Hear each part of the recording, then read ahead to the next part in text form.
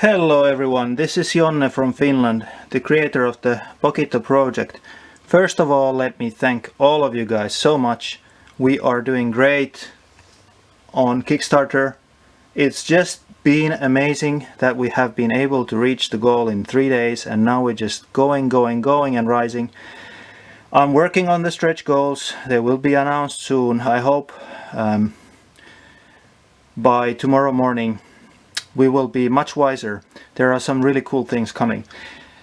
We already have a really active forum at talk.pokitto.com, and you're all really welcome to join if you have not been there yet. On that forum we are already talking about the different features of the Pokitto, how it's programmed. There are a lot of questions, a lot of really good questions, a lot of active forum members. So one of the questions that has come is how do these two buttons at the back of the Pokitto work? You can see they are recessed. They will be recessed even more in the final product. But let me just demonstrate what they do. Here is a Pixonia game running on the Pokitto. This is a game that I will be releasing with the Pokitto. It's a cool kind of a survival kind of game. Kind of a, think Minecraft in a really small package. You can deform the land, so I can dig stuff and I can raise ground and so on. Okay, but this video is not about this game. You will get that with the Pokitto. This video is about these buttons and some other questions that have come up. So the top button at the back, this one, is reset, and what it does, it resets the device. You can see I'm resetting all the time, like that. Okay, so what does the bottom button do? And I have designed it so that you can just you don't have to look at the buttons, you can feel them. So I have now reset again, but this time when I was resetting I was holding the bottom button, and what happens is the game is no longer running, as you can see, but what has happened instead is something pretty cool, and that is that this Pokitto has now appeared as a flash drive on my computer. Let me show it to you again. So I will reset. Okay, the window disappears, and now I will press these two buttons at the same time, and bang, we have the Pokitto as a flash drive. Let's show that again. Reset. Let me show it like this. So holding that button, and we have the Pokitto as a flash drive on the computer. And this is the reason why you could actually use any kind of a tablet that can accept a flash drive as your programming device. So what we do next is we take this program that's on the Pokitto and we delete it. Now basically the memory of the Pokitto is now empty.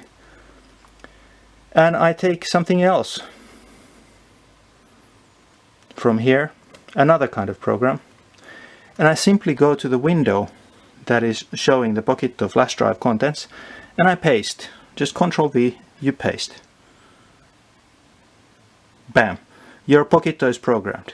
So in contrast to some other devices, the LPC NXP LPC 11U68 that I'm using in the Pokitto is really cool and friendly towards users, because the USB connectivity, this flash drive thing, is built into the ROM of the chip. And that means two things. First of all, you can never get your Pokitto into a situation that you cannot recover, because you can always just press the buttons and you will be able to access it as a flash drive. So instead of working with bootloaders and stuff like that, if it's not working, just reset it as a flash drive, replace the firmware, and you're good to go. The second really cool thing about this is that because this USB connectivity is built into the chip, it means that none of this stuff is taking away the RAM that you're using for your program.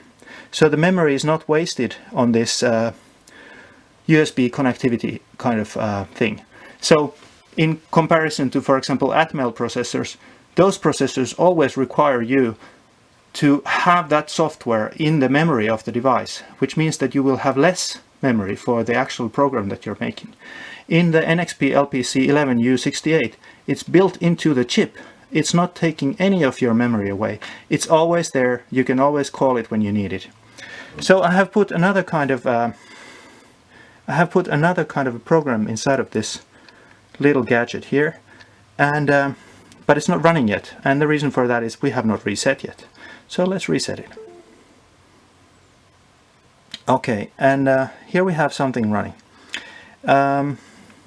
Some of you may recognize the graphic on the left side, and officially I'm not saying anything, but this was just a question that came up on the forums about what kind of things the Pokitto is capable of doing and what is not capable of doing.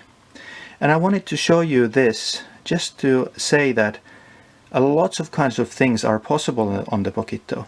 So, for example, what's happening here is that we have a program from a very old computer gaming console, which you may or may not recognize, running here in the window on the left. And here on the right side we have these bars that are representing the CPU emulation. That's the amount of time used for CPU emulation. That's the amount of time used for video emulation. That's the amount of time used for emulating the buttons. And this green bar is representing the Pokitto subsystem that's running all the graphics and everything. And so basically what we have here is a 64 kilobyte ROM from an old machine running on top of the Pokitto system that itself has only 36 kilobytes of RAM, which is pretty amazing. So every time somebody asks me, is this or that possible, I'm always very careful with my answers, because almost anything is possible when you find people who are able to do things. And anytime I have said something like this is not possible or that is not possible, then some joker comes up with an idea of how to do it. Okay, so but don't get your hopes too high up, because I will show you the problem here is that although something is possible, it does not mean that it's playable. So this is just something that I coded up in 2 days, I think. And yeah, it is slow. It is still very slow. Okay, but keep in mind that I ported the Z-Boy emulator onto the Pokitto, and I have not optimized anything. So there are probably bugs and things to do and so on. But I just thought that it's an interesting technology demo, because for sure when you have these other open source game consoles, the ones that are based on microchips, well, I can guarantee you they won't be able to do this stuff.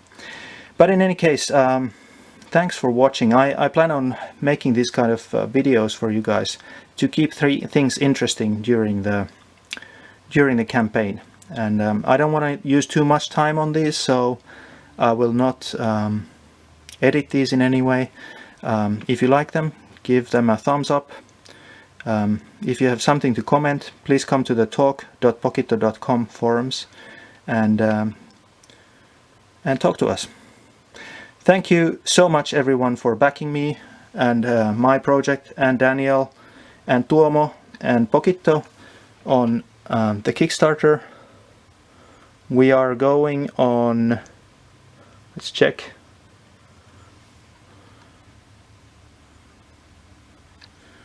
What do we have here? We have 12,703 $243 backers, which is just amazing. Thank you so much, everyone.